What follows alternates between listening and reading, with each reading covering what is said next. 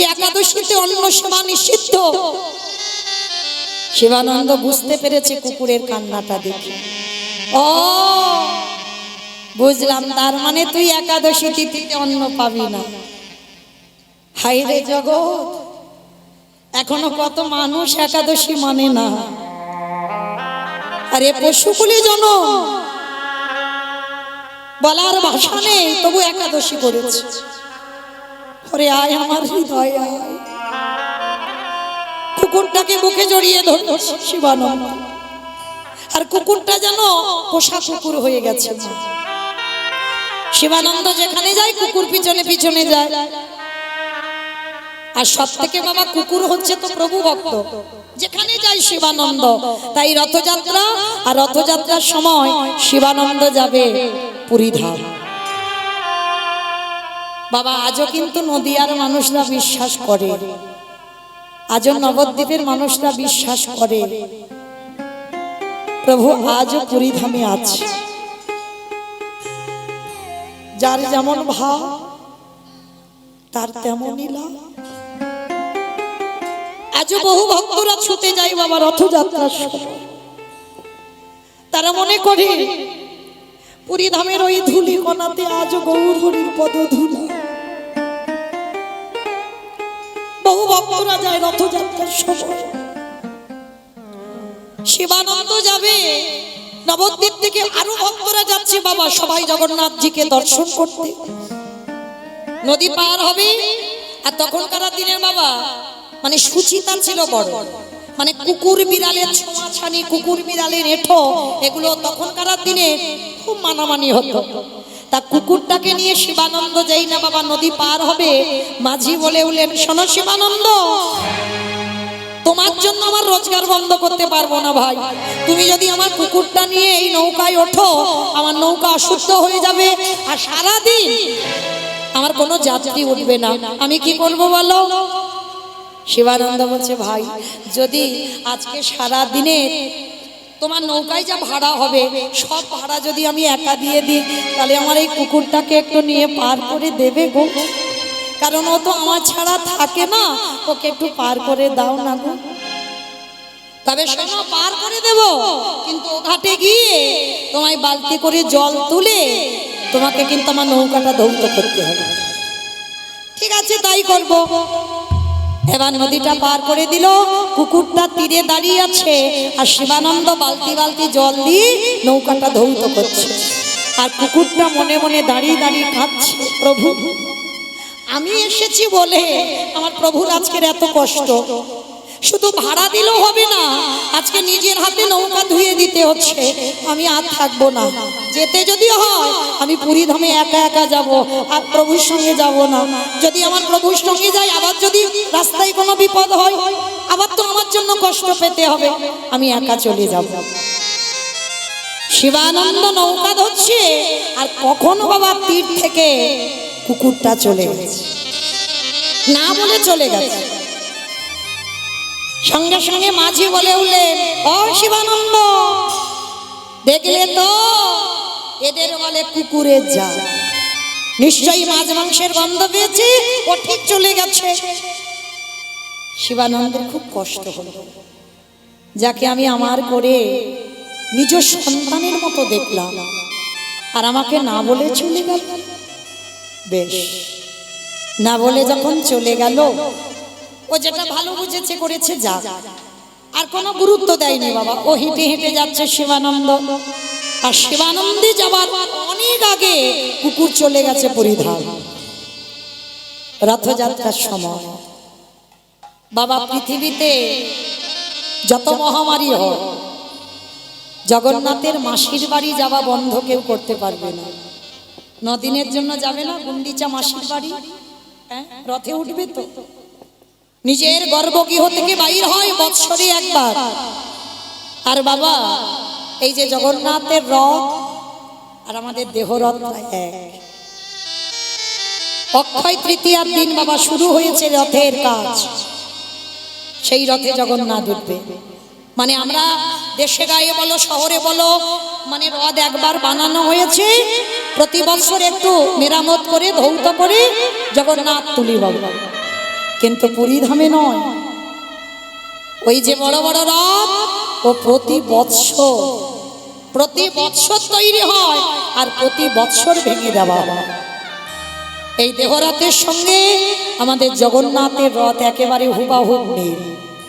জগন্নাথের যে রথ তৈরি হয় 206 খানা কাঠ দিয়ে, আর আমাদের মনুষ্য দেহে আছে 206 খানা হাড়। যেমন দেখবেন আমরা জগৎ সংসারে বাবা, রথ থেকে যখনই জগন্নাথ নেমে যায় রথের কোনো আর দাম থাকে না।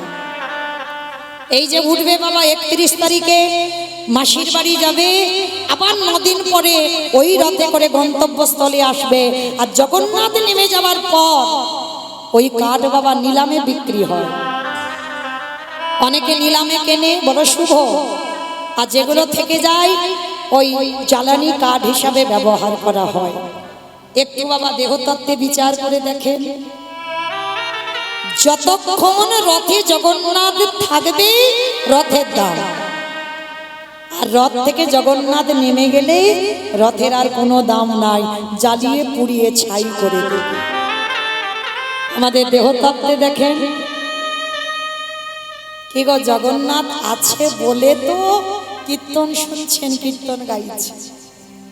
এই যে বাম দিকে একটা আওয়াজ হচ্ছে, এটাই তো পরমাত্মা রূপী আমার ভগবান জগন্নাথ আছে যতক্ষণ দেহে দাম। আর যখনই আমার এই ধপ্ধ বাবা জন্দ হয়ে যাবে, কে বলো বন্ধু, কে বলো বান্ধু, 4 জনা বাঁশের দোলাই করে নিয়ে বলো হরি বলো হরি বলো হরি, শ্মশানের মাটিতে গিয়ে বাবা জ্বালিয়ে পুড়িয়ে ছাই করে দেবে। নিতাই গৌর হরি বল হরি বল হরি বল হরি। তাহলে দেহরথের সঙ্গে মিলিয়ে বাবা জগন্নাথের ওই রথ, আর ওই রথযাত্রার সময় ভক্তরা যায়। আর আমার সচল জগন্নাথ বাবা যারা তত্ত্বজ্ঞানী, যেই গৌর সেই কৃষ্ণ সেই জগন্নাথ। বৈষ্ণব পদাবলিতে বলছে যেই গৌর সেই কৃষ্ণ সেই জগন্নাথ। আমার সচল জগন্নাথ মন্দিরের ওই কাঠের বিগ্রহ অচল জগন্নাথ দেখতে যেত। আর মা যারা যারা যাবেন, জগন্নাথের সামনে আছে দেখবেন একটা গরুর ধ্বস্তম্ভ, গিয়ে দেখবেন একটা বড় দণ্ড মতো দাঁড় করানো আছে। আজও গিয়ে দেখবেন ওইখানে আমার গৌর হরির হাতের চিহ্ন। আজও জগন্নাথ দেখবার আগে ওইটাকে একবার হৃদয়ে জড়িয়ে ধরে পরশ করতে হয় বাবা, তারপরে জগন্নাথ দেখাই লাভ হয়। আর ওই গরুর ধ্বস্তম্ভতে হাত দিয়ে সচল জগন্নাথ অচল জগন্নাথ দর্শন করছে। ও হে জগন্নাথ,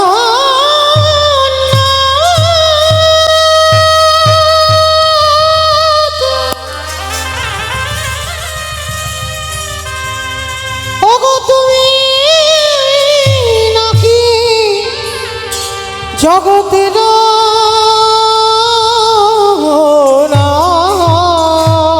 হরি বল হরি বল। এবারে আমায়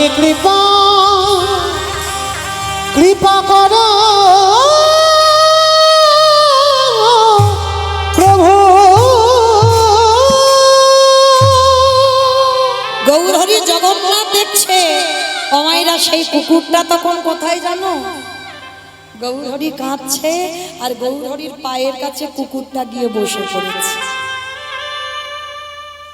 জগন্নাথকে দেখছে, গৌর হরির চোখের জল একটা একটা করে টোপে টোপে পড়ছে কুকুরের মাথা, আর কুকুরটা কাঁদছে, কুকুরের চোখের জলটা গৌর হরির চরণে পড়ছে।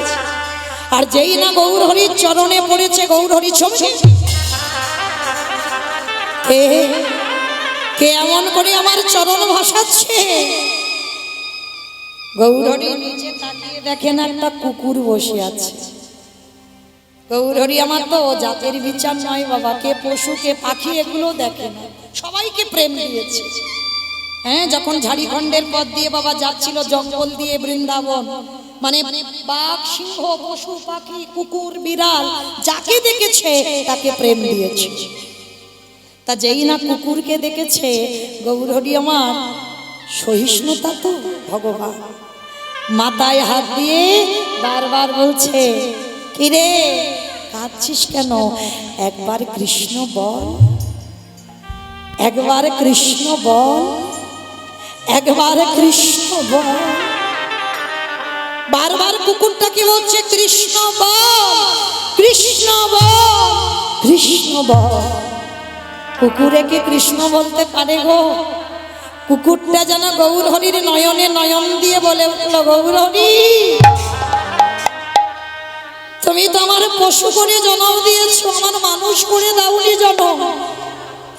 এই জিওবাই যে তোমার নাম বলবো, সেই ভাষাটুকু তুমি আমায় দাও।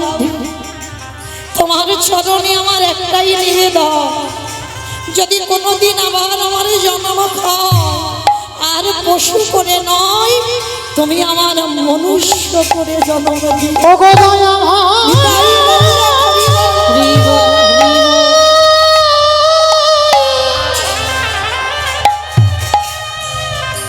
তুমি আমার বদন দিয়েছ বটে, কিন্তু কৃষ্ণ বলার মতো আমায় ভাষা দিলে না। দয়াময়, যদি আবার কোনোদিন আমি আসি, ওর কর্মদোষে ও কুকুর ভুলে গেছে, কিন্তু কুকুর না। ভেবে দেখেছো যদি কুকুর হতো, ও তোমার বাড়িতে একাদশীর উপবাস করেছে, তোমার বাড়িতে ও কোনো মাছ মাংস সেবা না করে তোমার বাড়িতে প্রসাদ পেয়েছে, তাহলে ওর কত জ্ঞান, কত চৈতন্য, কিন্তু কর্মদোষে ওকে কুকুর হতে হয়েছে। কিন্তু আজকে আমি উদ্ধার করে দিলাম। ও বাবা, ভুরি ভুরি প্রমাণ আছে। সেই যে বাবা ভগবানের চরণের নুপুর, গুরু শিষ্য অভিশাপ দিয়েছিল না, ব্যাং হয়ে গেল, ব্যাং হয়ে গেছিল না। ভগবান কৃষ্ণের যে চরণের দুটো নুপুর, একটা ছোট নুপুর আর একটা বড় নুপুর, দেখবেন ডান চরণের নুপুরটা বড় আর বাম চরণের নুপুরটা ছোট। এরা কারা? গুরু শিষ্য কটনমণি আর বিশ্বাবসু। এই সমাজেও দেখবেন বাবা কোনো কোনো সময় বাবা গুরুর থেকে শিষ্য বড় হয়ে যায় ভজন শক্তিতে। তোমার ভজন যদি ঠিক হয়, তুমি গুরুর থেকে অনেক ঊর্ধ্বে উঠে যাবে, যেটা বাবা কটনমণি আর বিশ্বাবসু হয়েছিল। কটনমণি গুরুদেব আর বিশ্বাবসু শিষ্য। এই শিষ্য কেমন ছিল যেন? ছোট বয়সে সব সময় বাবা লাফালাফি করতো, ছুটোছুটি করতো, ছোটদের যেমন অভ্যাস। একদিন গুরুদেব স্নান করছে, আহ্নিক করছে বাবা নাভি পর্যন্ত জলে নেমে, আর ওই ছোট্ট বিশ্বাবসু ছুটতে ছুটতে এসে আর জলে একেবারে ঝাঁপ, আর যেই জলে ঝাঁপ দিল, একেবারে শিষ্যের পায়ের জল গুরুদেবের শরীরে লেগে গেল। গুরুদেব রেগে গিয়ে বললেন, অপদার্থ, তোর মতো পাপী পায়ের জল আমার গায়ে এসে পড়লো, অভিশাপ দিলাম। যখন সব সময় লাফিয়ে লাফিয়ে বেড়াস, অভিশাপ দিলাম, তুই ভেগ জনে প্রাপ্ত হবি। আমার ভেগ মানে কি গো? ময়ূর। ময়ূর ভেগ মানে নাকি ময়ূর? ব্যাং, ভেগ মানে ব্যাং। তুই ব্যাং হয়ে জন্মগ্রহণ করবি। বিশ্বাবসু কেঁদে বলল, দয়াল গুরুদেব, আমি ব্যাঙে হয়ে যাব মাটি, কিন্তু বলি না কবে আমি উদ্ধার পাবো। সেদিন আমার কটনমণি বলেছিল, শোন, ব্যাং হবি, আমার অভিশাপ বৃথা যাবে না, তবে যেদিন রামচন্দ্রের হাতে তুই উদ্ধার, যেদিন রামচন্দ্রের হাতে তুই মৃত্যুবরণ করবি, সেদিন তুই উদ্ধার পাবি। আর যেদিন আমার রামচন্দ্র সীতা হারিয়ে পাগলের মতো সীতা মাকে খুঁজে বেড়াচ্ছিল, আর সেই দিন ওই ব্যাং জঙ্গলে জঙ্গলে ঘুরে বেড়ায়, আর রামচন্দ্র লক্ষ্মণের সঙ্গে কথা বলতে গিয়ে ওই ধনুকটা নিয়ে ওই ব্যাঙের পিঠের উপর একেবারে গেঁথে দিয়েছে, রক্তের স্রোত বয়ে যাচ্ছে। আর যখনই স্রোত বয়ে যাচ্ছে, বাবা লক্ষ্মণের সঙ্গে কথা বলতে বলতে যেই না নিচের দিকে তাকিয়েছে, রামচন্দ্র চমকে উঠে, এত রক্ত! লক্ষ্মণ, দেখো আমরা কি করেছি দেখো। তাড়াতাড়ি করে ব্যাংটাকে তুলে নিয়ে পিঠে একবার হাত বুলিয়েছি। দেখবেন মা একটা ব্যাঙের পিঠে হাত বোলানোর চিহ্ন। কে গো কোন ব্যাঙ? সোনা ব্যাঙ, তাই না? সবুজ মতো ওই ব্যাঙের পিঠে হাত বুলিয়েছে রামচন্দ্র। আর হাত বুলিয়ে বলছে, ওরে সাপ যখন তোকে তাড়া করে তুই মুখ দিয়ে আওয়াজ বের করিস। আমি ধনুকটা যখন তোর পিঠে গেঁথে দিলাম, এইভাবে মৃত্যুর সঙ্গে লড়াই করলি, ওই একবারও আওয়াজ বের করলি না কেন? যদি মুখ দিয়ে আওয়াজ করতিস আমার মনে হয় তাহলে তোর প্রাণ যেত না। ব্যাংটা হেসে উঠেছে। দয়াময়, আমার যখন সর্বদা বিপদ হয় আমি আমার বিপদ ভঞ্জন মধুসূদনকে স্মরণ করি। হে দয়াময়, সব যখন তাড়া করি আমি তখন বদনে হারাম হারাম বলে কাঁদি। বলো রাম দয়াময়, বিপদে পড়ি আমি যার নাম স্মরণ করি সেই তো আজই আমারে মেরেছে। বলো বলো আমি কারে না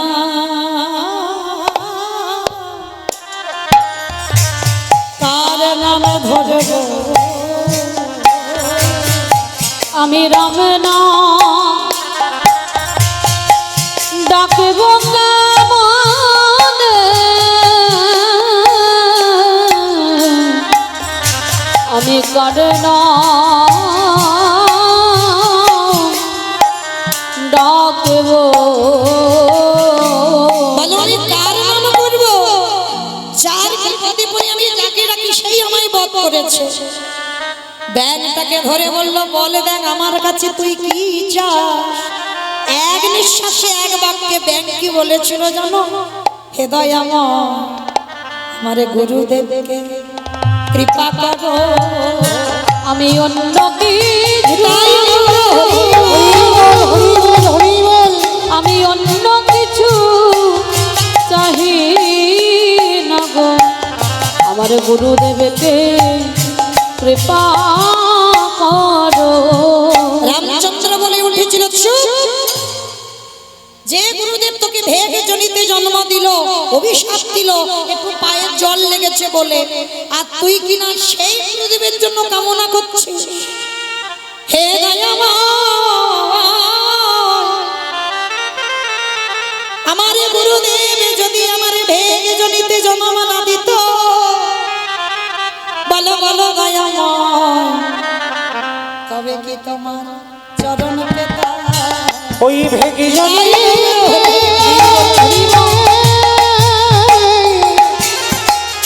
ভেগে জানিতে নাহি গেলে তবে কি তোমার চরণ পেতাম।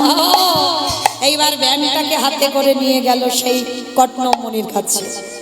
কটনমণি দেখা মাত্র দণ্ডবত প্রণাম, প্রভু আমার কত জনমের সাধ্য সাধনা। বলে তোমার সাধ্য সাধনা নয়, এই ব্যাঙের সাধনা। বলে প্রভু একটা ব্যাঙ? বলে ও ব্যাঙ না, কে ভালো করে দেখো। এইবারে ধ্যানাযোগে বসলাম, ধ্যানে বসে দেখলো ওর শিষ্য বিশ্বাবসু। ব্যাঙটাকে ধরে গুরুদেব কাঁদছে, ওরে আমার জন্য তুই এমন প্রার্থনা করেছিস? কাঁদছে। তখন রামচন্দ্র বলল, শোনো, তোমাদের দুইজনকে আমি আমার চরণ ছাড়া করব না। আর শুধু আমার চরণ নয়, একে কোনোদিন যেন গুরু চরণ হারাতে না হয়, তার জন্য তুমি গুরুদেব হবে আমার ডান চরণের নূপুর, আর তোমার শিষ্য থাকবে আমার বাম চরণের নূপুর হয়ে। তবে এ যুগে নয়, এ দেহে নয়, আগত ব্রজধামে যেদিন আমি কৃষ্ণ হয়ে ব্রজে লীলা করব, যেদিন আমার প্রেমময়ী রাধারানী থাকবে মামে, অষ্টসখী পরিবৃতা হয়ে আমি লীলা করব, সেই দিনে তোমরা দুজনই আমার চরণের নূপুর হয়ে রণঝন রবে বেজে বেড়াবে। আমি তাই বলবো,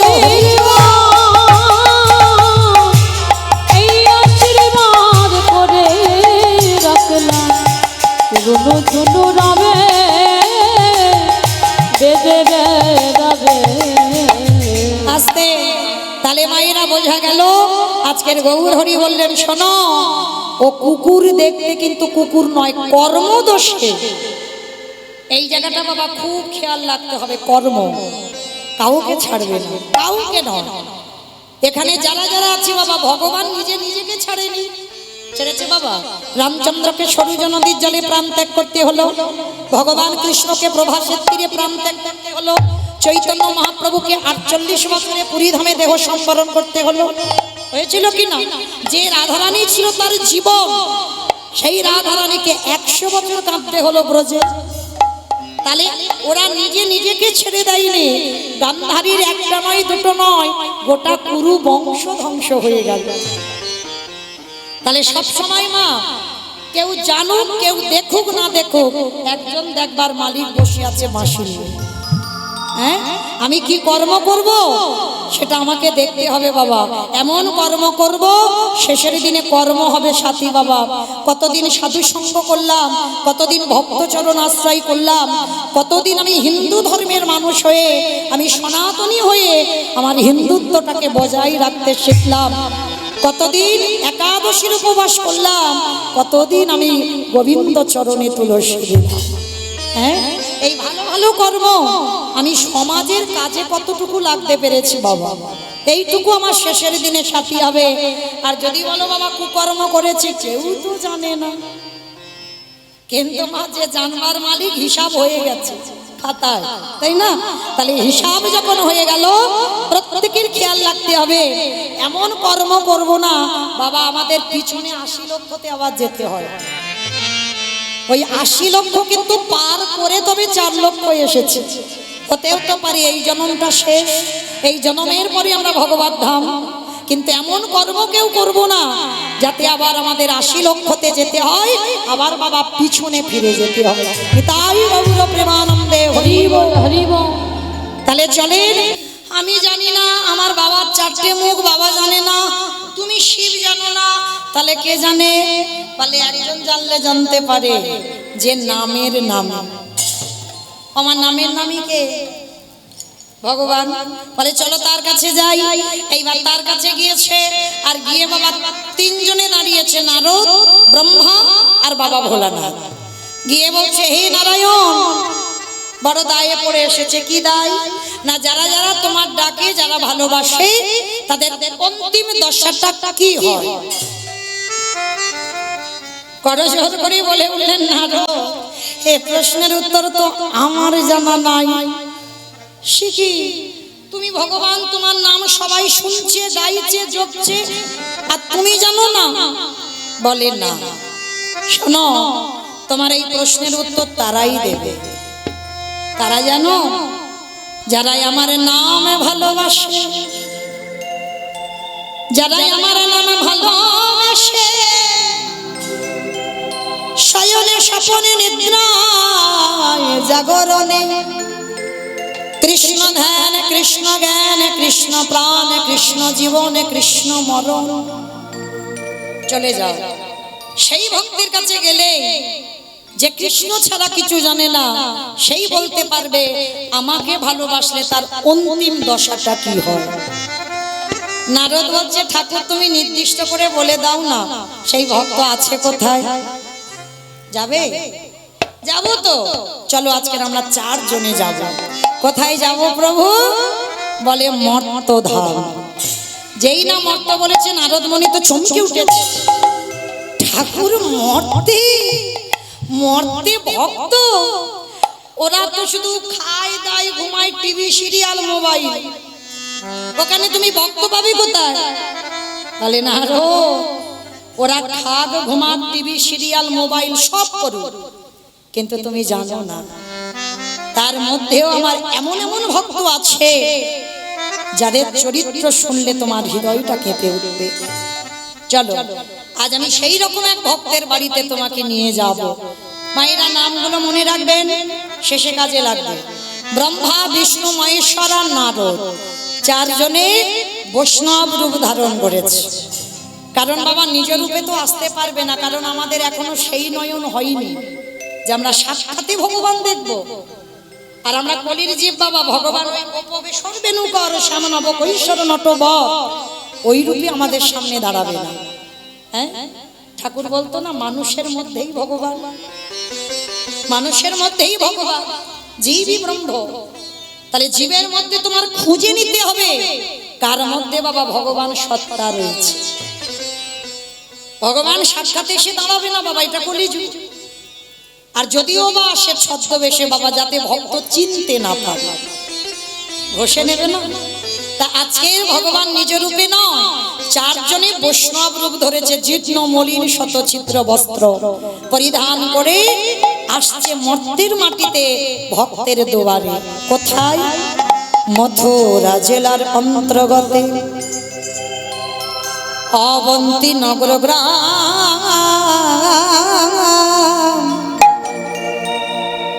সেথায় সন্দীপনীর বাড়ি করিব স্নান। মথুরা জেলার অন্তর্গতে অবন্তী নগর গ্রাম,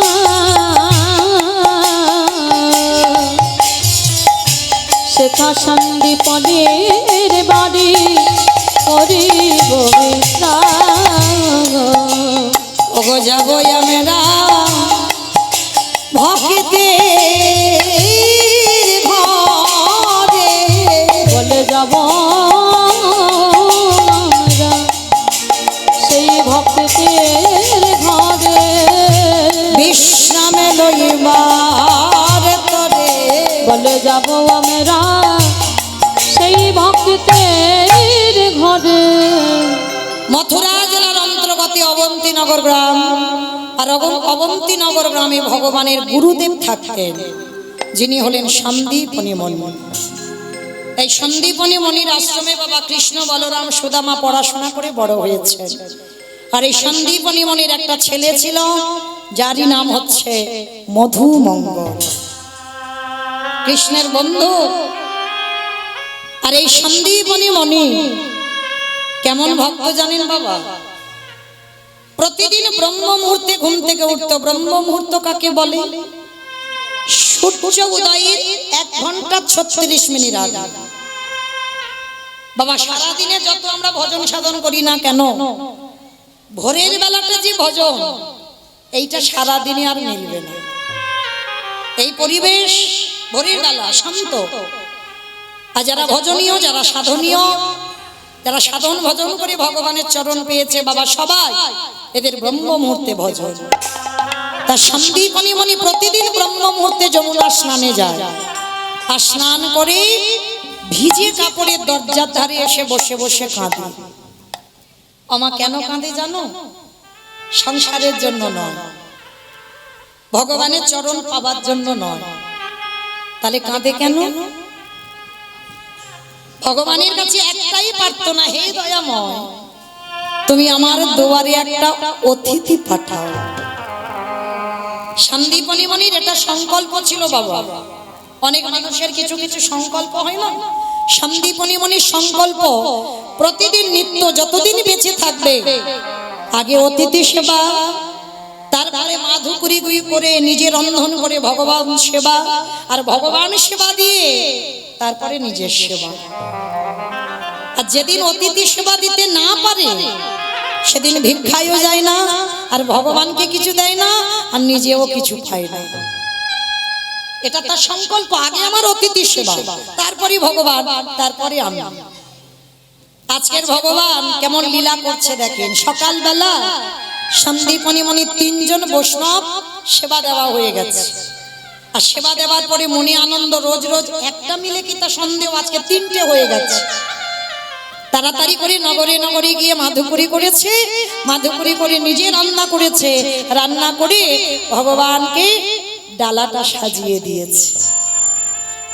আর ভগবানের ভোগ রন্ধন করে যেই না নিবেদন এখনো হয়নি, ডালাটা রেখে বলল, প্রভু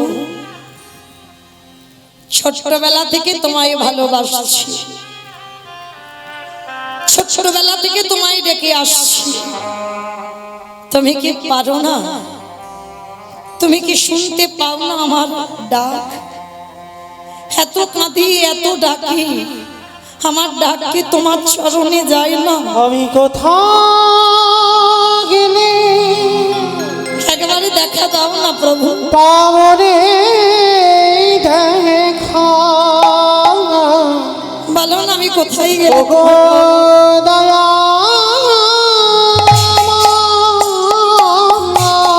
আমি কোথাও গেলে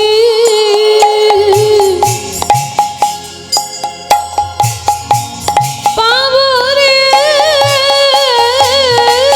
দেখা, দেখা ওগো দয়া নয়ন জানে ডাকলে নাকি তোমায় পাবো ডাকিলে না? নাকি কেন শুনতে পাবো না? প্রভু তোমার কৃপা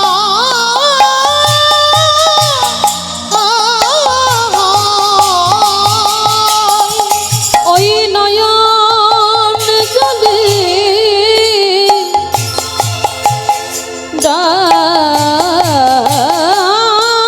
ডাকলে নাকি একবারে দেখা দাও। তোমার কৃপা। আমি কোথাও গেলে পাবো দেখা ওগো দয়া কোথাও গেলি পাবো রে দেখা ওগো দয়া দেখা দাও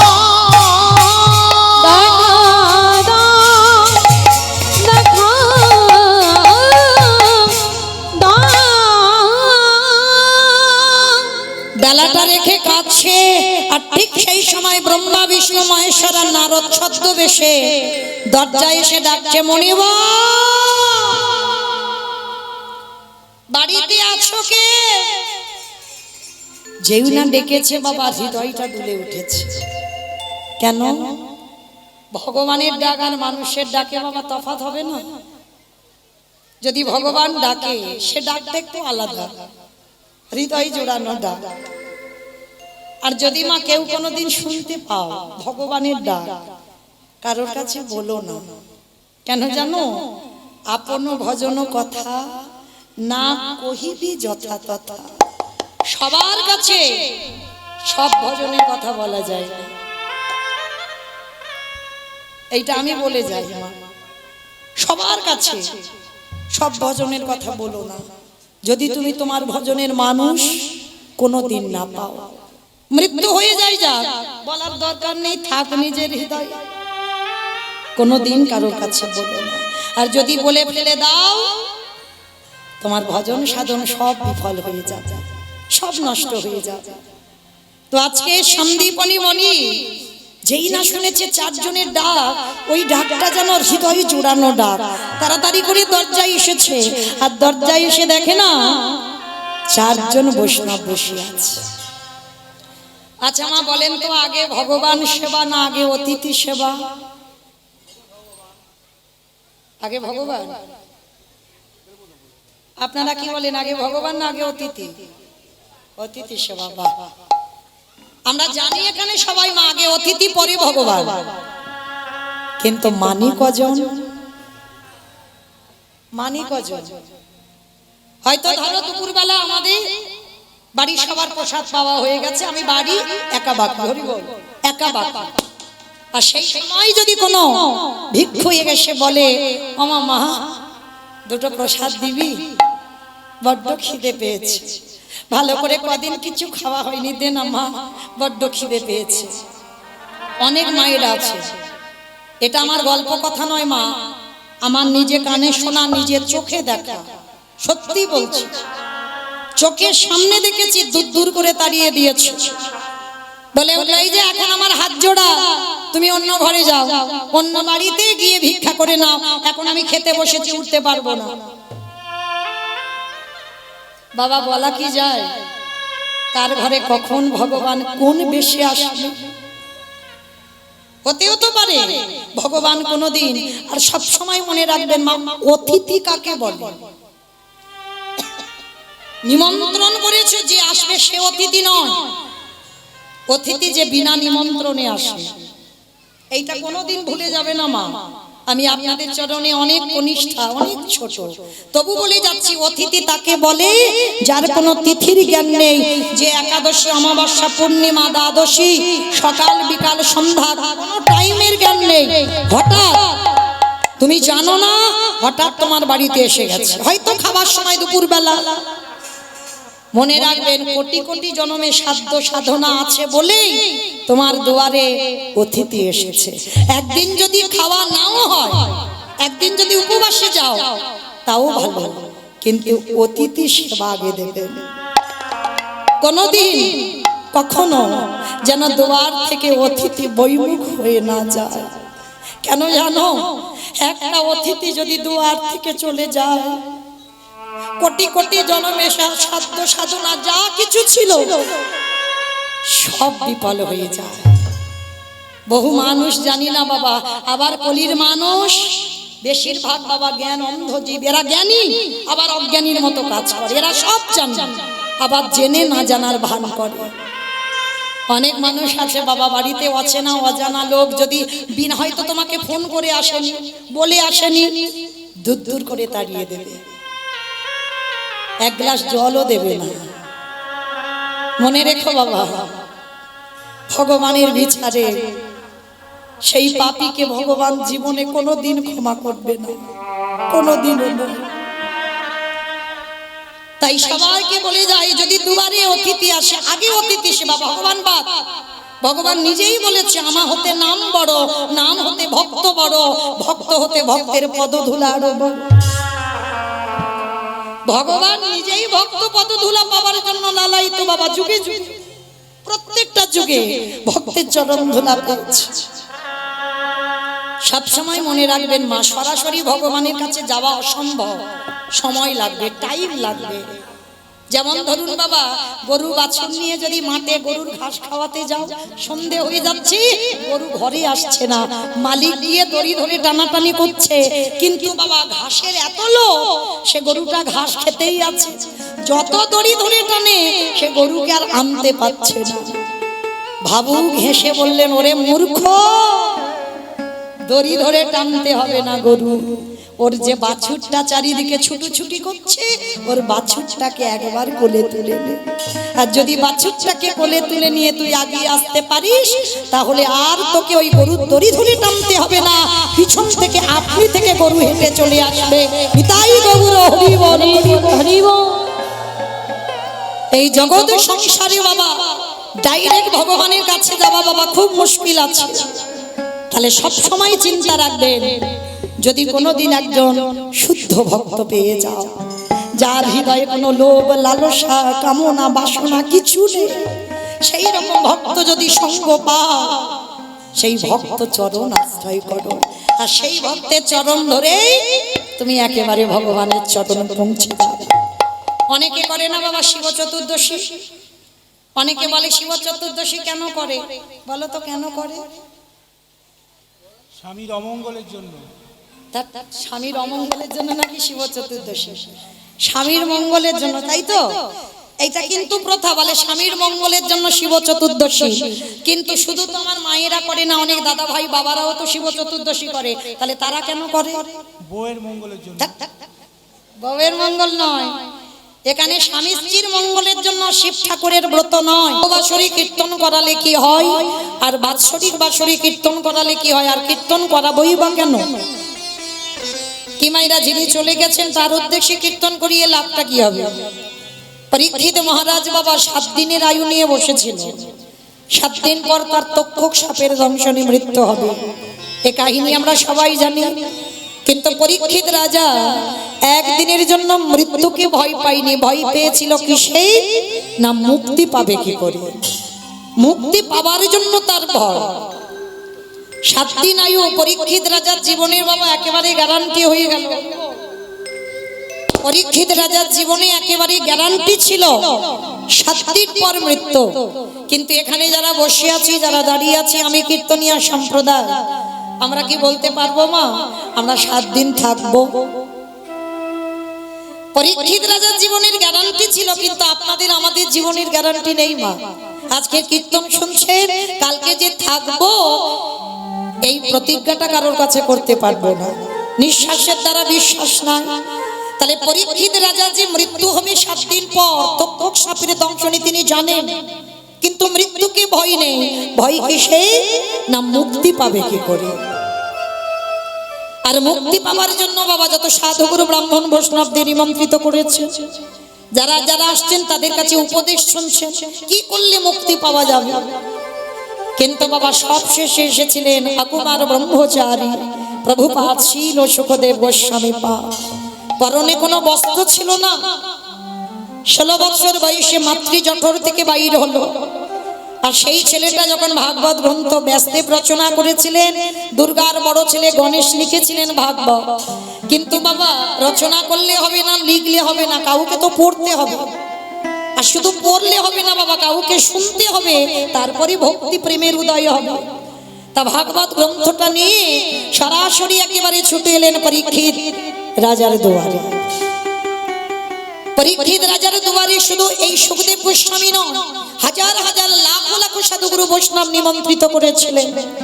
কাউকে দেখে পরীক্ষিত রাজা এত ভক্তি জন্মালো না। কিন্তু ওই যে আকুমার ব্রহ্মচারী প্রভুপাদ শীল ও সুখদেব গোস্বামী পা, যে 16 বছরের ছেলে, পরনে কোনো বস্ত্র নাই, এই মায়ামোহর জীব নয়, এই মায়ামোহ থেকে অনেক উপরে বাবা। যখনই দর্শন করেছে দণ্ডবত প্রণাম, আর প্রণাম করে পরীক্ষিত রাজা সুখদেব গোস্বামীকে প্রশ্ন করেছিলেন, গুরুদেব আপনি বলে দেন আমি মুক্তি পাবো কি করে? আমি মৃত্যুকে ভয় পাই না। একদিন এসেছি যখন বাবা, যেতে হবে আগে আর পরে। মৃত্যুকে আমার ভয় নেই, কিন্তু আমার ভয় এক জায়গায়, আমি মুক্তি পাবো কি করে? আর সেই মুক্তির উপায় সুখদেব গোস্বামী বললেন, পরীক্ষিত মুক্তি পেতে গেলে প্রতিটা জীবের একটাই পথ, যেটা হলো হরি কথা কৃষ্ণ কথা শ্রবণ করো। একবারও কিন্তু বলিনি বাবা তুমি হরি নাম গাও। আমার জায়গাটা অনেক পরে, আপনাদের জায়গাটা আগে। আপনারা এই জায়গাটা আমাদের দিয়েছেন, কিন্তু নববিধা ভক্তিতে আগেই বলছেন শ্রবণ, তারপরে বলছে কীর্তনম। আগে কীর্তনের জায়গা নয়, আগে শোনার জায়গা। পরীক্ষিত মহারাজকে বলছি তোমাকে হরি কথা শুনতে হবে, ভগবানের কৃষ্ণ নাম শুনতে হবে। আর যদি তুমি কৃষ্ণ লীলা শুনতে পারো, তাহলেই তুমি মুক্তির পথ পেয়ে যাবে। 7 দিন আয়ুর মধ্যে বাবা 5 দিন শুধু ভক্তদের চরিত্র শুনিয়েছিল।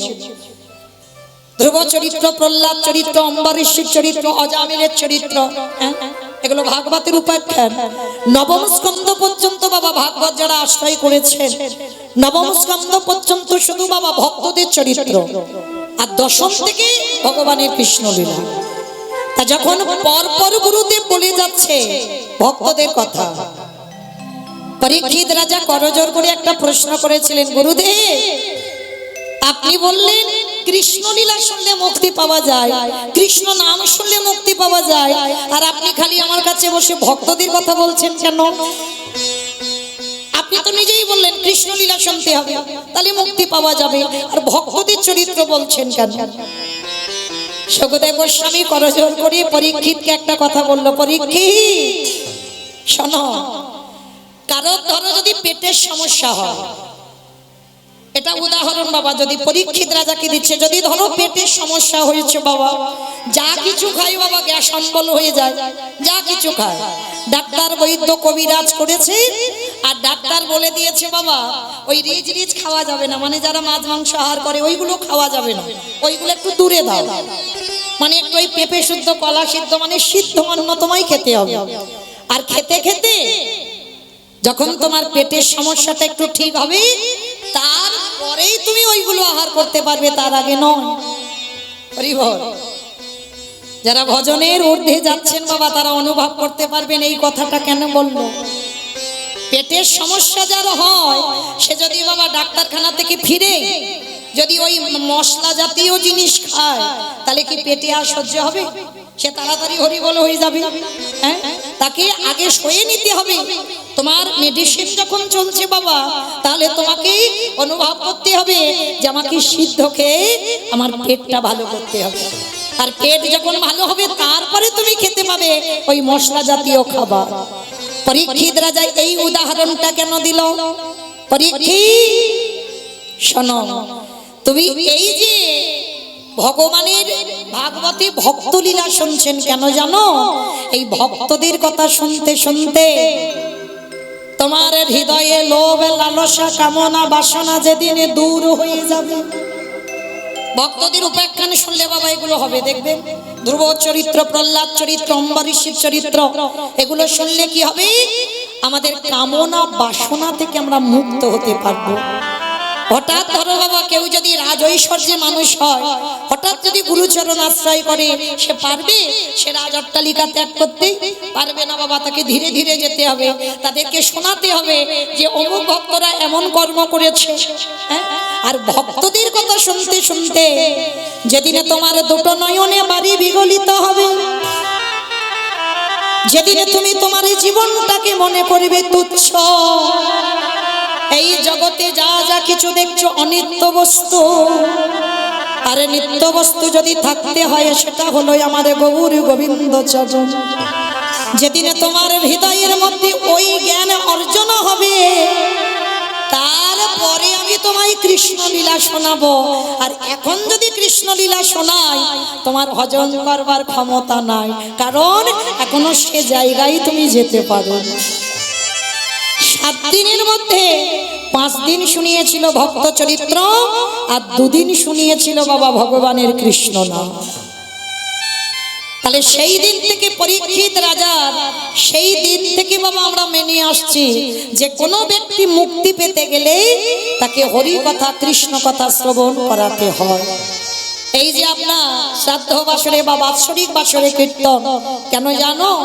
মুক্তি পাওয়ার জন্য। কারণ দেখবেন প্রতিটা শ্রাদ্ধ বাসরে ভাগবত গীতা পাঠ হয়। কারণ যে ব্যক্তি মারা যায় সে ব্যক্তি বাবা 15টা দিন থাকেন, 15টা দিন যান না। আর এই যে শ্রাদ্ধের দিন যে খাবারটা দেওয়া হয় রাতের অন্ধকারে, ওই খাবারটা নিয়ে 1 বৎসর হাঁটতে লাগে বাবা বৈতরণী নদী পার হতে। যে বাড়িতে, এটা নয় বাবা অনেক দিনের জন্য, কিন্তু যে বাড়িতে বাৎসরিক হয় 1 বৎসর না হলে, অনেকে শ্রাদ্ধ বাসরে কীর্তন করায় না, ওই শ্রাদ্ধের দিন থেকে বাবা 1 বছর টাইম লাগে সেই বাড়িতে অসমুচ যেতে। কিন্তু আমরা জীব, আমরা মানি না বাবা। অনেকে দেখবেন বাড়িতে শুভ কাজ করে না 1 বছর। কেন? 1 বছর কালা অসবুজ থাকে। কারণ যে ব্যক্তি মারা যায় তাকে বৈতরণী নদী পার হয়ে হিসাব করতে টাইম লাগে 1 বছর। আর যে বাড়ি মারা যায় ওই বাড়িতে 1 বছরের জন্য অসবুজ থেকে যায়। আর যখন ওই বাৎসরিক হয় তারপরে বাড়ির অসবুজ কেটে যায়। তাহলে বাবা যে বাবা ঠাকুর আজকের এত বছর মারা গেছেন, দেহ রেখেছেন, এটা বড় বাবা ভাবার বিষয় যে এত বছর পরেও বাবা মার কথা স্মরণে রেখে এখনো বাবা সেই দিনটাকে স্মরণ করে বাবা মার উদ্দেশ্যে হরি কথা, কৃষ্ণ কথা দেয়। আমার মতো অধম কীর্তনিয়া সেই দাদা ভাইদের চরণে জানালাম কোটি কোটি দণ্ডবত প্রণাম। এ জন্মে বাবা আমাদের হবে না, এ জন্মে হয়তো আমরা পারবো না, কিন্তু আমার হৃদয়ে যতটুকু ভক্তি আছে, পৃথিবীতে ভগবান সুদামাকে বলেছিল, বাবা সুদামা, পৃথিবীতে সব থেকে বড় গুরু তো যে যার ঘরের বাবা মা। বড় গুরু কিন্তু আমার ভগবান নয়, যে দীক্ষা দেয়, যে শিক্ষা দেয় সে বড় গুরু নয়। এই পৃথিবীর মাটিতে ভগবান ভাগবতে সুদামাকে বলছে, সুদামা, পৃথিবীতে সব থেকে বড় গুরু হলো বাবা মা। আর মায়েরা, এই পৃথিবীতে যদি বাবা মাকে একবারে জীবিত ভগবান পূজা করতে পারে কেউ, লাখ টাকা খরচা করি বাবা, আমরা তো করি দুর্গা পূজা, কালী পুজো, লক্ষ্মী পুজো, সরস্বতী পুজো, সব পূজা করি।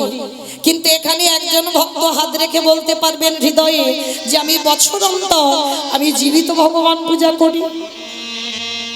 আর জীবিত ভগবান হচ্ছে যে যার ঘরের বাবা মা, আর যে যার ঘরের শ্বশুর শাশুড়ি, যাদের আছে মা। আপনারা যেন ভাববেন না মৌমিতা জ্ঞান দিচ্ছে না, আমি জ্ঞান দিতে আসিনি মা। আপনারা জানেন আমি একটু মনে করাতে এসেছি। যদি বাবা মা থাকে, যদি শ্বশুর শাশুড়ি থাকে, বৎসরে একবার, আমি রোজ রোজ বলছি না, বৎসরে একবার লাখ লাখ টাকা খরচা করতে লাগে না মা। একটু আসনে বাবা মাকে বসিয়ে, যাদের আছে, যারা আমরা হারিয়ে ফেলেছি বাবা, আর তো কোনোদিন ফিরে পাবো না, যাদের আছে আসনে বসিয়ে নিজের হাতে বাবা মার চরণ দুটো একটু ধৌত করে দেবে। বাবা মার গলায় একটু মালা পরিয়ে দিয়ে নিজের হাতে যত্ন করে বৎসরে একবার খাইয়ে দেবে। সবসময় মনে রাখবেন বাবা, কুসন্তান হয়, কু মাতা পিতা কদাচিৎ নয়। রাগের মাথায় অনেক কথা হয় বলে, কিন্তু কোনোদিন হয় না। তাই চেষ্টা করবেন যে যার ঘরের বাবা মার চরণ যুগল বৎসরে একবার ধৌত করতে। ভগবান বলছে সেই ভক্ত যদি আমাকে ডাকতে ভুলে যায়, সেই ভক্ত যদি 24 ঘন্টায় আমার মনেও না করে, দরকার নেই, সে তো আদি ভগবান সেবা করে যাচ্ছে। তাকে বৃন্দাবন যেতে হয় না, নবদ্বীপ যেতে হয় না, হরিদ্বার যেতে হয় না, দক্ষিণ ভারত, পশ্চিম ভারত, কুম্ভ মেলায় কোথাও স্নানে যেতে হবে না। যদি জীবিত ভগবান পূজা করে, ভগবান সারা জীবন সেই ভক্তের চরণের দাস হয়ে থাকে। নিতাই গৌর হরি বল, হরি বল। তাই সব থেকে বড় ভালো লাগলো এই বাড়িতে এসে মা, যে এত বৎসর এখন বাবা মা ক্রিয়াকর্মের জন্য এখনো বাৎসরিকে সেই উপলক্ষে হরিনাম সংকীর্তন দেয়। তো যাই হোক, আমি আমার রাধারানীর কাছে প্রার্থনা করব যেন প্রত্যেকটা বাবা মা এরকম সন্তান পায়, যে বাবা মার কথা এত ভাবে। তো যাই হোক মায়েরা, আমাদের এই জন্মটা হচ্ছে দুর্লভ জন্ম। আমরা সবাই জানি বাবা 80 লক্ষ জন্ম আমাদের হয়ে গেছে প্রত্যেকে, যারা দাঁড়িয়ে আছেন, যারা বসে আছেন। আমি কীর্তনিয়া সম্প্রদায়, আমাদের 80 লক্ষ জন্ম হয়ে গেছে বাবা, 4 লক্ষ মানব জন্ম, সব থেকে কম। কিন্তু সব থেকে কম হলে কি হবে, এই জন্মটাকে বলছে বাবা দুর্লভ। কেন দুর্লভ বলছে ভালো করে বিচার করে দেখেন বাবা। পশু পাখি খাই, আমরা মানুষও খাই। পশু পাখি সন্তান জন্ম দেয়, আমরা মানুষও সন্তান জন্ম দিই। পশু পাখি ঘুমায়, আমরা মানুষও ঘুমাই। পশু পাখি সকালবেলা হলে খাবারের অন্বেষণে যায়, আমরাও রোজগারের জন্য, সংসারের জন্য বার হই। পাখিদের দুটো ডানা আছে, পশুদের আমাদের থেকে আরো এক্সট্রা দুটো পা, তাদের দুটো চোখ, দুটো কান, বদন সব আছে। তাহলে হুবাহুব যদি আমাদের সঙ্গে মিল হলো, তাহলে ওদের জন্মটাকে দুর্লভ বলছে না, আমাদের মানুষ জাতিটাকে দুর্লভ বলছে কেন? তবে বাবা সবার জন্ম কিন্তু দুর্লভ নয়। কাদের কাদের জন্ম দুর্লভ এখানে বলে দিয়েছে বাবা। আমরা এই যে মানুষের মতো দেখতে বলেই কি মানুষ? আপনারা কি বলেন বাবা, মানুষের মতো আমার দুটো হাত দুটো পা আছে বলেই কি আমি মানুষ? আমি অনেক লেখাপড়ার ডিগ্রি জানি, আমি কি মানুষ? না। মানুষ তাকেই বলবে যার মনুষ্যত্ব জ্ঞান হয়েছে, আর যার মনুষ্যত্ব জ্ঞান নাই সে কখনো মানুষ নয় বাবা। তার জন্মটা পশু পাখিদেরও নিচে। যদি বলো আমার কথা নয়, তাহলে পশু পাখিদেরকে দুর্লভ বলছে না, মানুষটাকে দুর্লভ বলছে কেন? তার একটা জায়গায় তফাৎ দিয়েছে, দেখেন। পশু পাখিদের নয়ন দিয়েছে বটে, ওই পশু পাখিদের বদনে দিয়েছে বটে। ওই বদনে দিয়ে পাখিরা কিচিরি মিচিরি রব করে, আরে পশুরা হাম্মা হাম্মা রবে ডাকে। কিন্তু ওই পশু পাখিরা একেবারে বদন ভরে,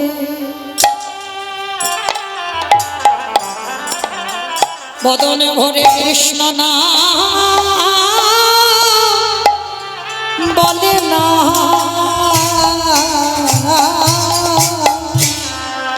তাদের নয়নে দিল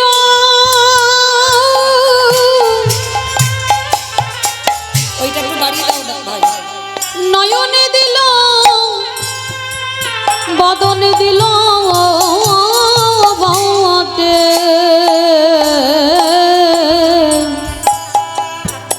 কিন্তু হরি বলে বার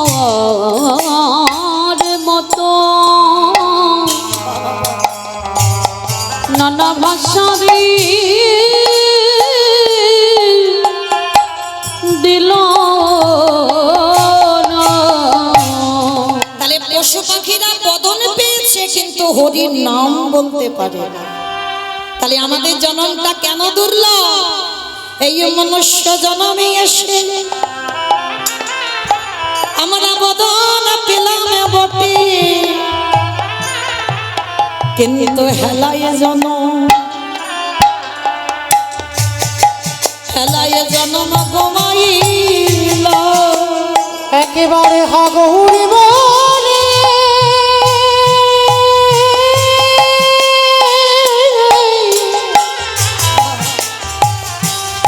একেবারে হাগৌরি বলে আমরা কাঁদলাম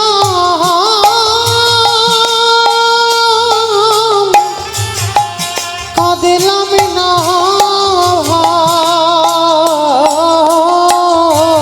আমরা হেলায় জনম হারাইলাম। আমাদের চোখে থাকিতে সবাই অন্ধ হলো। একেবারে হরি বলি নানা কাঁদলাম না গো। আমরা সবাই আমার করে মরিল।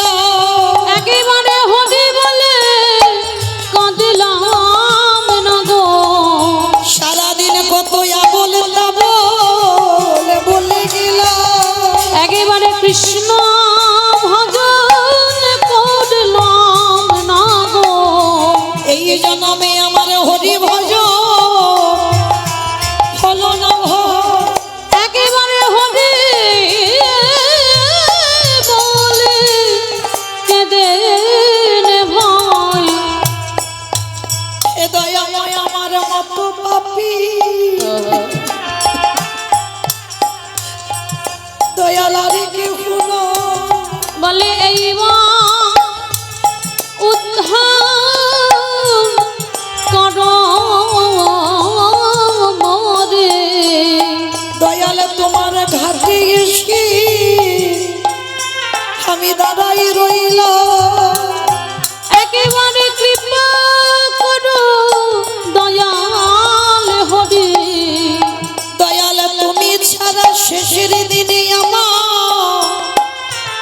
আমার আর কেউ শুনো। বলে তুমি তো আমার পিতা বন্ধু ভাই। দয়ালে তোমার ঘাটে এসে দাঁড়াই রইল। এবারে পাটে কাটো হে দয়াল হরি। যেন চরণে ছাড়া করোনা শুধু এ জন্মে নয় জন্মে জন্মে তুমি আমার কেশে ধরে টেনে নিও। আমি যে মায়ার মধ্যে পড়ে আছি। যেন চরণে ছাড়া চরণে ছাড়া করো না হে। তাহলে দুর্লভ কেন বললো না? এই জন্মে বাবা যারা 24 ঘন্টার মধ্যে বাবা 5 মিনিট হলেও বাবা যারা হরি ভজন করে, কারণ এই বদলে হরি বলতে পারি বলে তো দুর্লভ। আর যদি হরি বলতে না পারি তাহলে তো বাবা পশু পাখির জন্ম হয়ে গেল। হ্যাঁ, শিশুকালে কৃষ্ণ ভজে কৃষ্ণ পাবার আসে। কৃষ্ণ পাবার আসি ওগো যৌবনেতে কৃষ্ণ ভজে আসে বা না আসে। আসে বানাসি ওগো বৃদ্ধ কালে কৃষ্ণ ভজে জমে রহো তার আসে। এই যে কথা বাবা আপনারা এগুলো জানেন। শিশুকালে কৃষ্ণ ভজে কৃষ্ণ পাবার আসে, যৌবনেতে কৃষ্ণ ভজে আসে বা নাই আসে, বৃদ্ধকালে কৃষ্ণ ভজে জমেরও তর আসে। ভজন যদি করতে হয় মা একটু সকাল সকাল করতে হবে। বাবা ভালো করে ভেবে দেখেন, গ্রন্থ কত রকম কথা বলে। একদিকে বলছে সকালে ভজন করো, আবার একদিকে বলছে বাবা 20 ফুল গোবিন্দ সেবায় লাগে না। কি গো মাইরা, 20 ফুল গোবিন্দ সেবায় লাগে? ছোটবেলায় যখন ওই 20 ফুল তুলে জলে ভিজিয়ে রাখতাম না, ঠাকুমা খুব বকাবকি করতো, এই নাতনি ওই 20 ফুল তুলে এনেছিস তো, ওইটা যখন ফুটবে ওইটা আর গোবিন্দ সেবায় লাগে না। এটা ছোটবেলা থেকে শোনা বাবা, 20 ফুল সেবায় লাগে না। তাহলে একদিকে বলছে সকালে সেবা করো, সকালে ভজনে নামো, একদিকে বলছে 20 ফুল সেবায় লাগে না। তাহলে ভক্ত কোন দিকে যাবে কি বাবা? আর দেহতত্ত্বে 20 ফুল কোনটা? বাল্যকাল, শিশুকাল, ওটাই তো 20 ফুল। ভাবতে হবে বাবা, আমরা তো ধ্রুবের মতো ছেলের জন্ম দিতে পারছি না, আর প্রহ্লাদের মতো ছেলের জন্ম দিতে পারছি না। যদি ধ্রুব প্রহ্লাদের মতো ছেলের জন্ম দিতাম, তারা নয় বাবা 20 ফুল সেবায় লাগতো। এখানে একজন মা হৃদয়ে হাত রেখে বলতে পারবেন, আমরা ক্ষুদিরামের মতো ছেলের জন্ম দিতে পেরেছি, আমরা নেতাজির মতো ছেলের জন্ম দিতে পেরেছি, আমরা বিবেকানন্দের মতো ছেলের জন্ম দিতে পেরেছি, রবীন্দ্রনাথের মতো ছেলের জন্ম দিতে পেরেছি, বিদ্যাসাগরের মতো ছেলের জন্ম দিতে পেরেছি। পাচ্ছি না। কেন পাচ্ছি না? আমরা মাটিটা ঠিক নয়। আর মাটিটা ঠিক নয় বলে এই মাটিতে আগাছা কুগাছা ছেয়ে গেছে, মাটির ফসলটা ভালো হচ্ছে। যার জন্য একটা সৎ সন্তান, একটা সংস্কার যুক্ত সন্তান আমরা জন্ম দিতে পারছি না। জন্ম থেকেই বাবা সব বিষয় ওইভাবে ডুবিয়ে দিলাম। শিখে নে এটা তোর বাড়ি, শিখে নে এটা তোর গাড়ি, শিখে নে এটা তোর জায়গা। এই করে করে বাবা আমরা সন্তানদের সংস্কারটা দিতে ভুলে গিয়ে আমরা সবাইকে ওই বিষয়ে ডুবিয়ে দিলাম। তাহলে এই জগৎ সংসারে বাবা আমরা মা ভালো নয়, তাই একটা সন্তান তৈরি হচ্ছে না, তাই তো 20 ফুলগুলো গোবিন্দ সেবায় লাগছে না। আর বাসি ফুল তো লাগবেই না বাবা, আমরা সবাই জানি। কি বাবা বাসি ফুল সেবায় লাগে? যে ফুল গাছে ফুটেছিল ঝরে পড়ে গেছে, সে ফুল তুমি গোবিন্দ চরণে দেবে কি করে? আর দেহতত্ত্বে বাসি ফুল কোনটা? দন্ত পড়ে যাবে,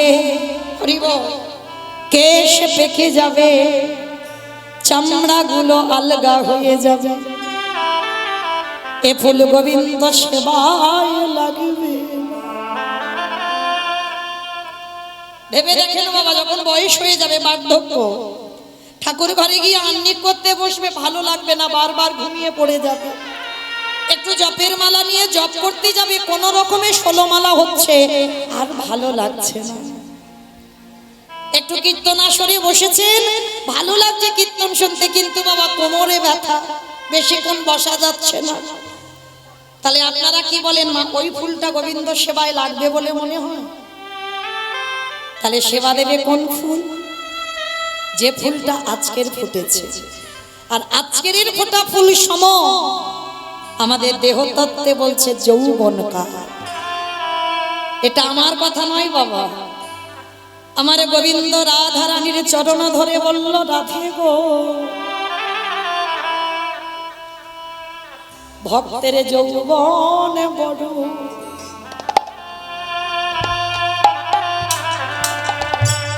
যৌবন বড় ভালোবাসি, বলে ওগো রাধি,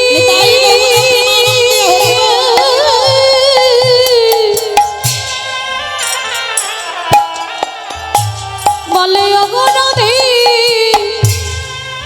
রাই বিনোদিনী,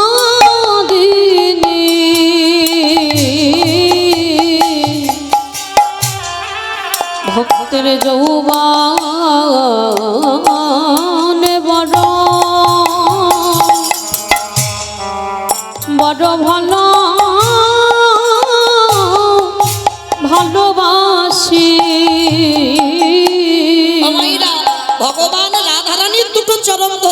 যৌবন ভালোবাসি।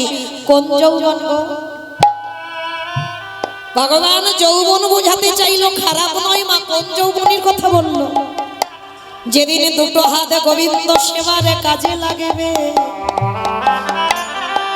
যেদিন তোমার দুটো চরণ গোবিন্দের জায়গা যেতে পারবে, যেদিন তুমি কর্ণমূলে কৃষ্ণ নামে পরিষ্কার শুনতে পাবে, যেদিন তুমি জিহ্বায় কৃষ্ণ নামে বলতে পারবে, যেদিন তুমি নয়নে কৃষ্ণ তুমি দর্শন করতে পারবে, সেই সময়কালটাকে বললো যৌবনে কাল। আর আপনারা যারা বাবা মাথুরী লীলা শুনেছেন, এই মাথুরী লীলায় বাবা রাধারানীর দশমী দশা, শেষ দশাটা হচ্ছে মৃত্যু দশা। আর এই মৃত্যু দশায় পড়ে রাধারানী কি বলেছিল জানো? সজনী রে, আমার গোবিন্দ ব্রজ ছেড়ে মথুরায় চলে গেল, যেদিন ওই মথুরা থেকে আবার ব্রজধামে ফিরে আসবে, সেই দিনে যদি আমার দেহে যৌবন খানা চলে যায়, সেদিনে যদি দেহের 10 ইন্দ্রিয়ের ক্ষমতা না থাকে, বলে বল সজনী রে, আমি কি দিয়ে গোবিন্দের সেবা দিব? আমার যৌবনে যদি নিতাই গৌর হরি বল, হরি হরি বল, হরি বল।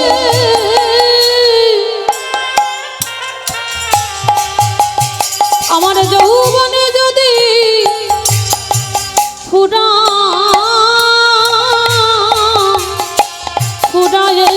যায়,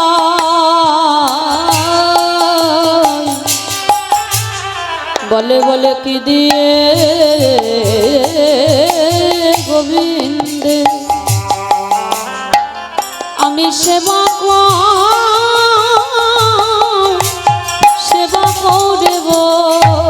আস্তে তালে মাইরা চলেন, আমরা গুরুচরণ আশ্রয় করে সবাই যাব কিছুক্ষণের জন্য শ্রীধাম নদিয়া নবদ্বীপ ধাম। কারণ আপনারা তো বড় ভাগ্যবতী, বড় ভাগ্যবান, তাই না? আমি অনেক দূরের মানুষ। তাহলে আপনারা যেখানে আছেন বাবা, আমরা যত বড় কীর্তনিয়া হই না কেন বাবা, যেখানে যাই না কেন, সর্বাগ্যে এই জেলার নাম আমাদের বলতেই হবে, তাই না? আর এখানে নাম না নিলেই বাবা কীর্তনীয় হবে না। তাহলে চলেন, আপনারা ভাগ্যবতী, বড় ভাগ্যবান। আর এই নদিয়া জেলায় নবদ্বীপ ধাম, বৃন্দাবনের কৃষ্ণ, সত্যতে নারায়ণ, ত্রেতাতে রাম, দাপরে কৃষ্ণ, কলিতে হলেন শ্রীকৃষ্ণ চৈতন্য মহাপ্রভু। যেদিন আমার প্রভু নদিয়ায় এসেছিল না, এই নদিয়ার অবস্থাটা কেমন ছিল জানো? যদি বলো মা মৌমিতা, তুমি কি তখন দেখতে এসেছিলে? বলে না বাবা, আমি দেখতে আসিনি, কিন্তু বৈষ্ণব মহাজনেরা আমাদের জানাবার জন্য বৈষ্ণব পদ লিখে গেছে। প্রভু যেদিন নদিয়ায় এসেছিল, নদিয়ার গোটা নদিয়া জেলার অবস্থা, ওগো জয় জয় কলরব,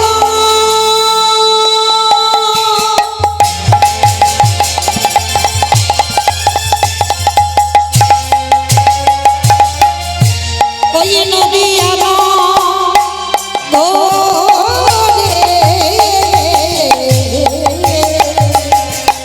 ওগো জয় জয় কালো আস্তে। আচ্ছা মাইরা, এবার বলেন তো দেখি, কলরব মানে কি? মারামারি, মারামারি।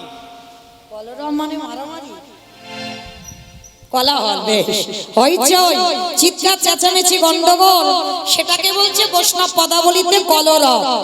তা নদিয়ায় যেদিন গৌর এসেছিল বাবা, নদিয়ায় নাকি একটা কলরব হলো, গন্ডগোল হলো। আর আপনারা এটা তো জানেন বাবা, যেখানে হয় হরিনাম সেটাই নবদ্বীপ ধাম। তাহলে এখানে প্রভুর আগমন, আবার আপনাদের আমাদের সেই নয়ন নাই, তাই দেখতে পাচ্ছি না। সব নয়নে দেখা যায় না বাবা, দন্তেশ্বর সব মানে সর্বস্ব। আর যারা দাঁড়িয়ে আছে, যারা বসে আছে, আমি কীর্তনিয়া সম্প্রদায়, এগুলো হচ্ছে তালবেশ্বর সব মানে মরে আছে। এ মরা দুটো চোখে কোনোদিন দেখা যাবে না গৌর চাঁদকে, কেমন? কিন্তু ভগবান বলেছি আমি মন্দিরে থাকি না, ভক্তের হৃদয়ে থাকি না, থাকি কোথায়? ভক্ত যেখানে আমার গুণানো গুণ কীর্তন গায় সেইখানে আমি অবস্থান করি। তাহলে বাবা আমার বিশ্বাস, কার আছে আমার বলার দরকার নেই, আমার বিশ্বাস কোনো না কোনো জায়গায় প্রভু কোন রূপে বাবা কীর্তন শ্রবণ করবেন। তাহলে মায়েরা কই একটু কলরব হচ্ছে না তো? হচ্ছে না? না হচ্ছে না।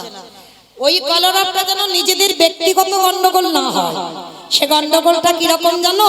মাত্র তিনটে ধ্বনি, শঙ্কর ধ্বনি, উলুদ ধ্বনি, আর যাদের যাদের দুটো হাত এসেছে হরিবাসরে, যারা বাড়িতে রেখে এসেছে বলবো না, আমার সবার হাত আছে তো? যাদের আছে কই একবার দেখান। নিতাই গৌর প্রেমানন্দে হরি হরি।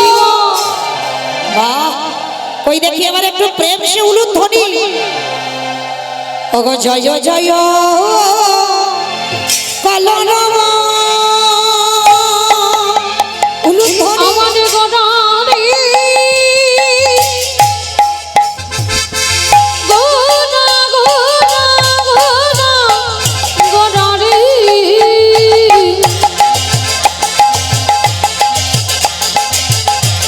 গোড়া গোড়া গোড়া গোড়ারে গোড়া গোড়ারে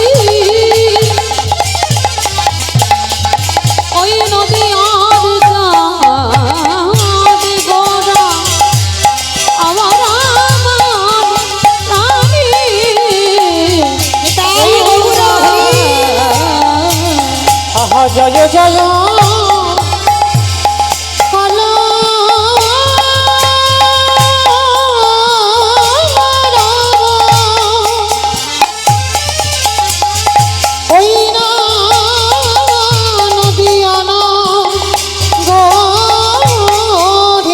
ওগো জনমল ভিভি গোড়া সচির উদরে ওই না জনমন ভিড়ে গোড়া সচির উদারে ওই না জনমল ভিড়ে গোড়া সচির উদারে এই নদীয়াতে গোগো ও এই নদী আতে গৌরদায়ে হারা ওই না রাধা প্রেমে আস্বাদিতে ওই নদী আতে উদয় হারা ওই না রাধা প্রেমে আস্বাদিতে নদী আতে উদয় মুখে হারা জয় রাধে শ্রী রাধে নদী আতে উদয় হারা নদী আতে উদয় হলো নদী আতে উদয় হলো এবার জনমল ভিভি গোড়া সচির উদরে। তাহলে নদিয়ার মাটিতে কৃষ্ণ গৌর হয়ে এলো। আমাইরা আর কদিন পরে তো রথযাত্রা, তাই না? আর কয়েকটা দিন পরে রথযাত্রা, 31 তারিখ, তাই তো? 31 আষাঢ়। কিন্তু এই রথযাত্রার সময় জানেন মাইরা, শুধু আমরা মনুষ্যকুলে জন্ম নিয়ে আমরা যাই তা নয়, যাদের পশুকুলে জন্ম তারাও গিয়েছে বাবা রথযাত্রার সময়। আপনারা জানেন কিনা জানি না, আমার কোনো গল্প কথা নয়। মহাপ্রভুর একজন পার্ষদ ছিল, যার নাম ছিল জানো? সেন শিবানন্দ। যারা গ্রন্থ পড়েন নাম শুনবেন এই সেন শিবানন্দ। আর এই সেন শিবানন্দে পোষা কুকুর নয় বাবা, একটা রাস্তার কুকুর ছিল। বিশেষ করে একটুখানি শুনতে হবে বাবা, দেখবেন ভালো লাগবে। যেহেতু আমাদের রথযাত্রা, জগন্নাথ ধামে আমরা মনুষ্যকুলে জন্ম নিয়ে আমরা যেতে পারি না, আর একটা কুকুর কিভাবে চলে গেল দেখো। এই শিবানন্দ মা এরা ছিল প্রসাদ ভোজী, জানেন? আর প্রসাদ ভোজী মানে বাবা আপনাদের তো বোঝাতে হবে না। তার রাস্তা দিয়ে কুকুর যাচ্ছে, কুকুরটা যেতে যেতে ঠিক দুপুরবেলা মধ্যাহ্নকালীন সময় শিবানন্দের বাড়িতে মানে ওই ভোগারতি হওয়ার পর প্রসাদ বিতরণ হচ্ছে। আর দেখবেন বাবা যে বাড়িতে ভগবানের ভোগ রান্না হয় সে বাড়ির ধারে কাছে গিয়ে দেখবেন একটা আলাদা সুবাস, আর যে বাড়িতে মাছ মাংস রান্না হয় সে বাড়ির একটা আলাদা সুবাস। আমি ঘৃণা বা খারাপ বললাম না, আহার বাবা যেটা ব্যক্তিগত রুচি সম্মত। যে খাই বলে পাবো না আর আমরা খাই না বলে পাবো, এটা যদি কেউ বলে বাবা ভুল। তো যাই হোক, এই যে বাড়িতে মাছ মাংস হবে বাবা, সে বাড়িতে দেখবেন আলাদা একটা সুবাস। আর যে বাড়িতে ভগবানের ভোগ রান্না হয়, প্রসাদ ভোজি, তাদের বাড়ির একটা আলাদা সুবাস। আর আমরা কুকুর বলতে এটাই জানি বাবা, মাছ মাংসের গন্ধ পেলে ওরা সেই দিকে যায়, কুকুর বিড়াল মাত্রই বাবা মাছ মাংস। কিন্তু শিবানন্দের বাড়িতে প্রতিদিন প্রসাদ বিতরণ হয়, আর রাস্তা দিয়ে মা একটা কুকুর যায়। আর কুকুর যেতে যেতে ওই যে সুবাস, কুকুরটা গিয়ে কি করে না, ওই যারা ভোগারতি দর্শন করে সবার পিছনে গিয়ে কুকুরটা চুপটি করে বসে থাকে। কোনো চেঁচামেচি নয়, কোনো গন্ডগোল নয়, কোনো ডাকাডাকি নয়, একাকি বসে থাকে। ধরুন মা, এই যে আপনারা এতজন ভক্ত এসেছেন, আমার এই বাড়ির দাদা ভাই যদি আপনাদের প্রসাদী হাতে দেয়, সবাইকে দেবে, যদি একাধারে চুপ করে একটা কুকুর বসে থাকে, কোনো ডাকাডাকি না করে, সেরকম সহৃদয় ব্যক্তি আছে বাবা, সবার আগে কুকুরটাকে গিয়ে প্রসাদ দেবে। তবে নেই বলা ভুল বাবা, অনেকে আছে মানুষের থেকে পশু পাখিদেরকে একটু বেশি ভালোবাসে। হ্যাঁ, তা আজকে কি করেছে শিবানন্দ, কয়েকটা দিন ধরে দেখছে কুকুরটা ঘড়ির টাইম জানে না, কিন্তু ওই যে কুকুরের ঘ্রাণ শক্তি তো খুব, ওই গন্ধ শুয়ে চলে আসে কোথায়, শিবানন্দের বাড়ি। আর এসে কোনো ডাকাডাকি নয়, পিছনে বসে থাকে। আর শুধু বসে থাকে নয়, নয়ন জলে বক্ষ যুগল ভাষা, গৌরী তুমি তো আমায় কুকুর করে জন্ম দিয়েছ, আমার মনুষ্য করে জন্ম দাওনি, আমি কাউকে বোঝাতে পারবো না যে আমার একটু প্রসাদ দাও। আর শিবানন্দ সেই দিন বাবা কুকুরটার কাছে গেছে, মাথায় হাত বোলাচ্ছে, কিরে আমি অনেক দিন ধরে দেখছি তুই আমার এই ঠিক ভোগারতির সময় এসে বসে থাকিস, হ্যাঁ রে কাঁদছিস কেন? তোর কি শরীরে কোনো জ্বালা যন্ত্রণা হচ্ছে? বোঝাতে পারছিস না, বলতে পারছিস না, বল কি হয়েছে? যেই না শিবানন্দ এসেছে, সঙ্গে সঙ্গে বাবা শিবানন্দের গলার উপরে দুটো পা তুলে দিয়েছে, আর দুটো পা তুলে দিয়ে শিবানন্দকে যেন বোঝাতে চাইছি, প্রভু তোমাদের ওই প্রসাদের কণা প্রসাদ আমায় একটু দাও, কারণ আমার সকলে তো জন্ম নয়, আমি তো কাউকে বলতে পারছি না, বোঝাতে পারছি না, আমার একটু ওই কণা প্রসাদ দাও। শিবানন্দ বলেন, ও বুঝেছি, তার মানে তুই এই প্রসাদ পাওয়ার জন্য কাঁদছিস, ঠিক আছে দাঁড়া দাঁড়া, একটা কলা পাতায় করে প্রসাদ দিয়েছে। কুকুরটা প্রসাদটা পেয়ে চলে গেল। আর আজকের বাবা একাদশী, আর এই একাদশীতে ভগবানের কি অন্ন সেবা হয়, অনুকল্প ফলমূল। তা একাদশীতে শিবানন্দ মনে মনে ভাবলেন, কুকুরে কি একাদশী করে? করে না তো, তাহলে কুকুর যখন একাদশী করে না, তাহলে ওর জন্য একটু অন্ন ব্যঞ্জন করে রাখি, ও তো আসবে, সেটার ভোগ লাগাইনি মা। সে অন্ন ব্যঞ্জন করে ফল অনুকল্প ভোগ লাগালো একাদশী তিথিতে, আর কুকুরের জন্য একটা কলা পাতাই করে ওই অন্ন ব্যঞ্জনটা দিয়েছে। এই নে, আজকে তো আমাদের সবার একাদশী, আমরা তো কেউ আর অন্ন ব্যঞ্জন পাবো না, তুই নে, তোর জন্য আলাদা করে এটা রান্না করেছি, খেয়ে নে। কুকুরটার সামনে যেই না অন্নটা দিয়েছে, একটা একটা করে চোখের জল ওই অন্নের থালাতে পড়ছে।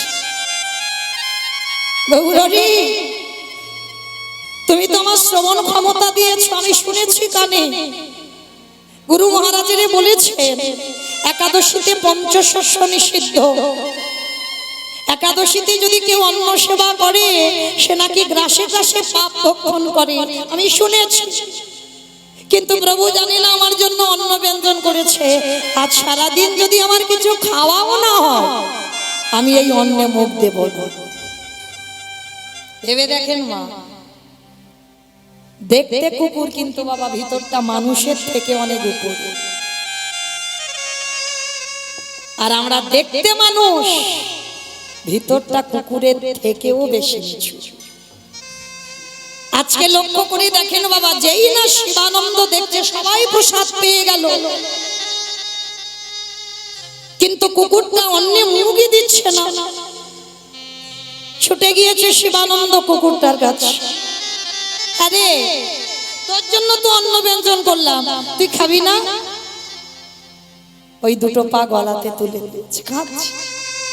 প্রভু, আমার কথা বলার ক্ষমতা নেই, আমার বাক শূন্য, আমি বোঝাতে পারছি না।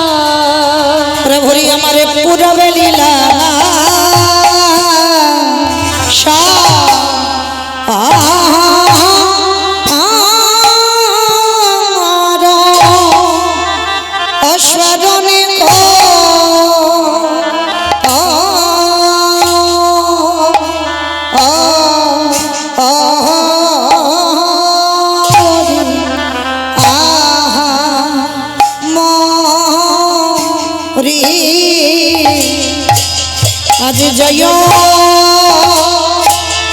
জয় জগন্নাথ ওমরি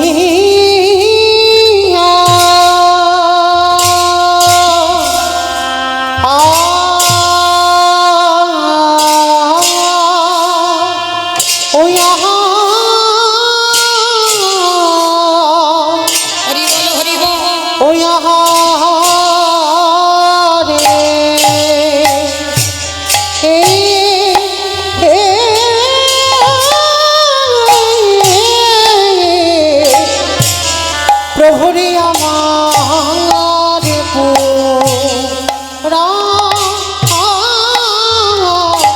এর ভাব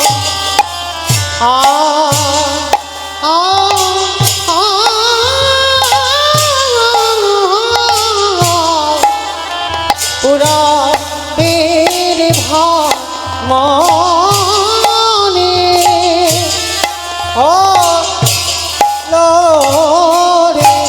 আহামরি জয় জয় জগন্নাথ মরি আ আ আ আ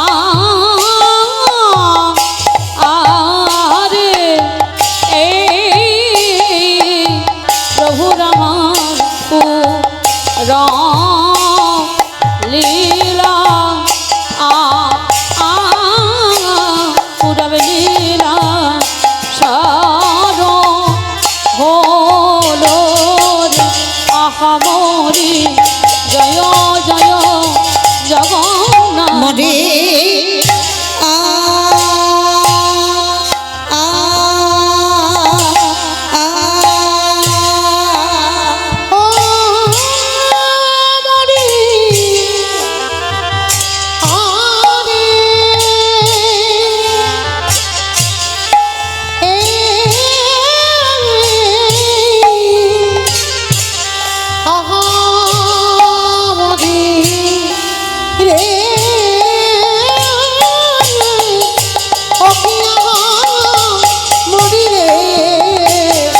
জয়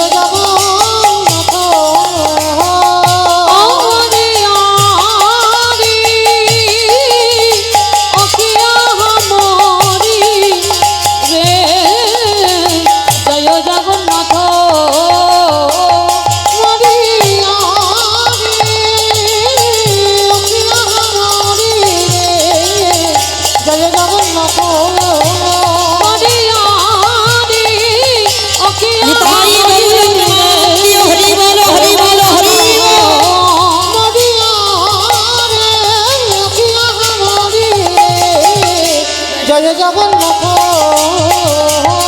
আমাদের আরে ও কি আহামরি রে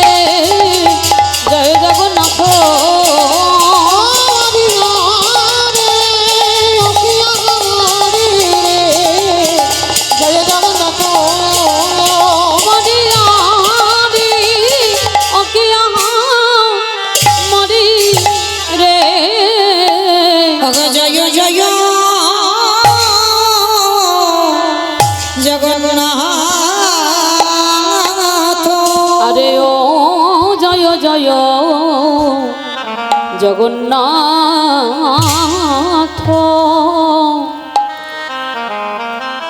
আজ জয় জয়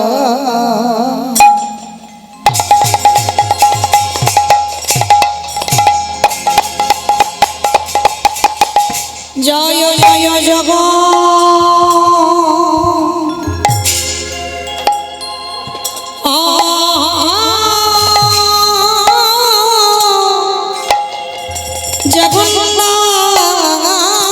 জগন্নাথ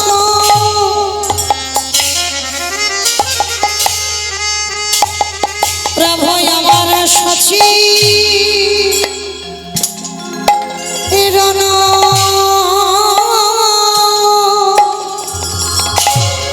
নন্দা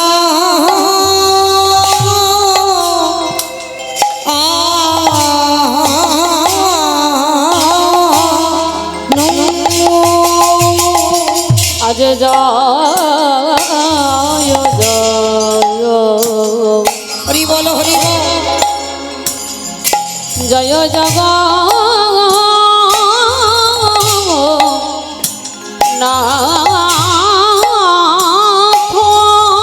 উলুধ্বনি হইলে একটু প্রেম সে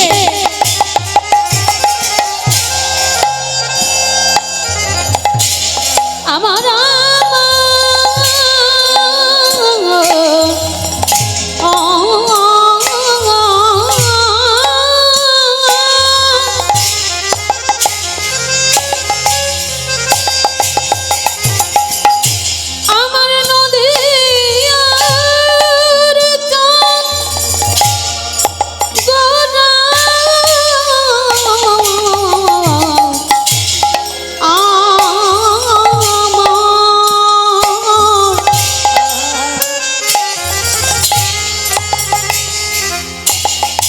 সেই যে নদী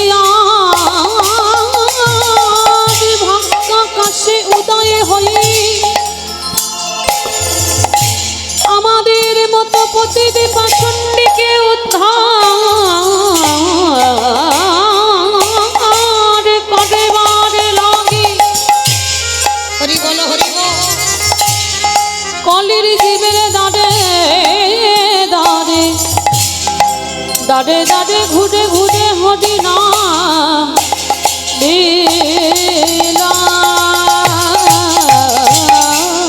আহা জয় জয়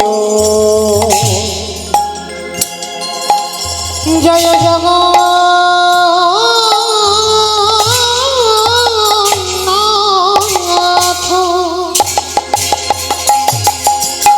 প্রভু আমার সচি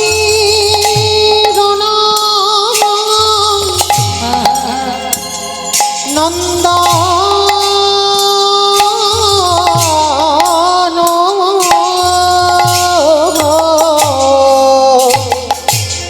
আহা ত্রিভুবন করে জান চরণ চরণ চরণ হরি বল হরি বল আহা চরণ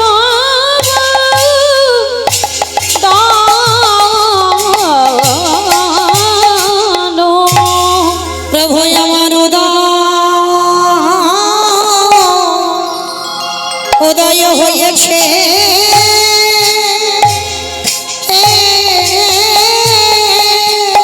প্রভু আমার উদয়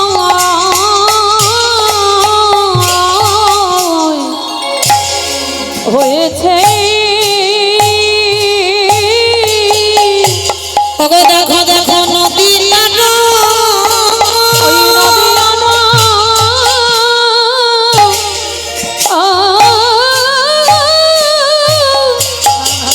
ওই ভাগ্যাকাশে প্রভু আমার হরি বল হরি বল হয়েছে তোমরা একেবারে যে দেখনি দেখে না তোমরা যে দেখনি দেখে নাও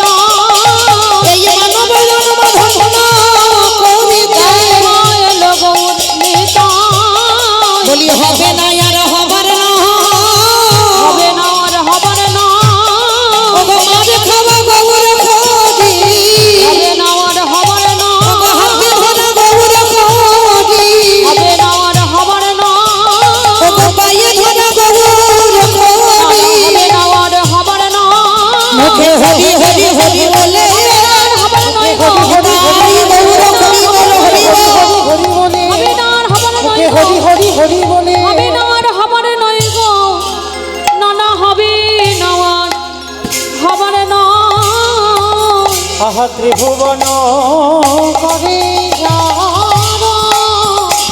চরণ চরণ চরণ আচরণ দান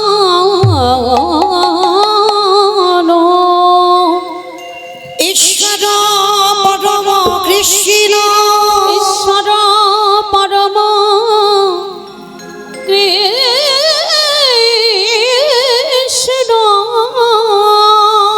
সচ্চিদানন্দ বিগ্রহ সচ্চিদানন্দ বিগ্রহ অনাদির আদি গোবিন্দ যিনি সর্বকারণে কারণ যিনি সর্বকারণে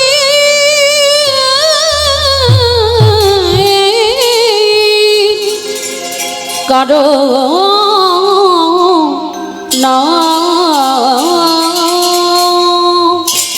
এই জীবের নিস্তার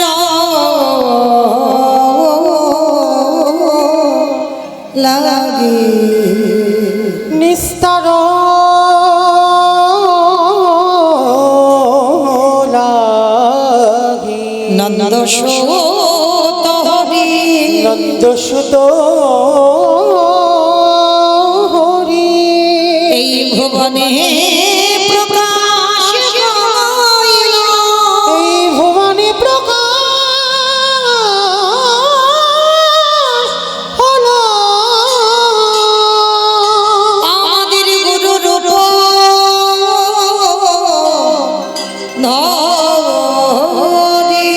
আমাদের গুরু রূপ ধরি আমাদের গুরু রূপ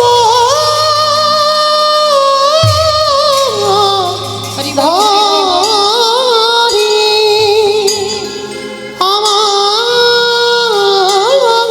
আমাদের গুরু রূপ ধরি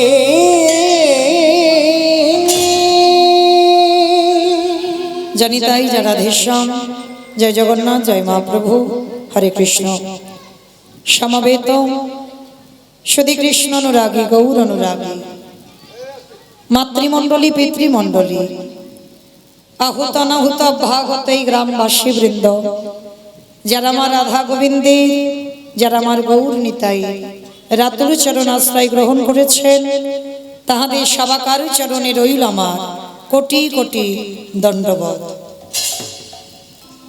ভাই ওখানে একটু মিট বাড়াতে লাগবে, ওখানে একটু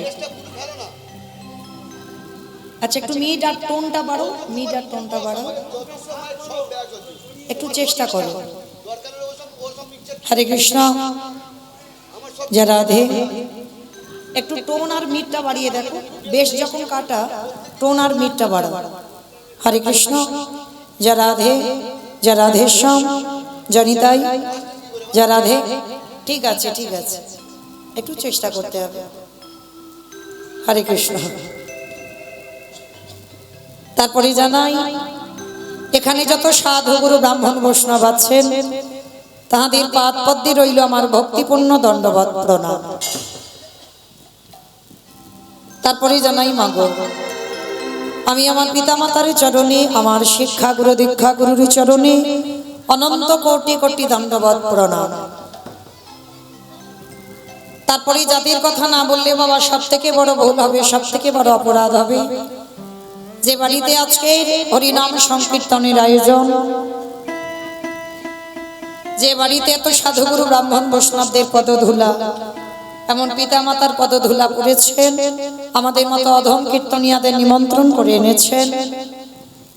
যে বাসভবনে আজকের কীর্তন, পিতা স্বর্গীয় শম্ভুনাথ দাস, মাতা স্বর্গীয়া কণিকা দাস, পুত্রগণ সনদ দাস, সুজিত দাস, সুশীল দাস, শচীন দাস, পুত্রবধূগণ রেবা দাস, মিতা দাস, রূপা দাস, টুম্পা দাস, নাতি নাতনিগণ সৌরভ, সায়ন, অঙ্কন, সৌভি, সৌমি, পায়েল, তিতলি, যাদের উদ্যোগে, যাদের প্রচেষ্টায়, যাদের সহযোগিতায় আজকের আমার মতো অধম কীর্তনিয়াকে এনেছেন, যারা আমার থেকে বয়সে বড়, তাদের চরণে রইলাম, জানালাম ভক্তিপূর্ণ দণ্ডবত প্রণাম।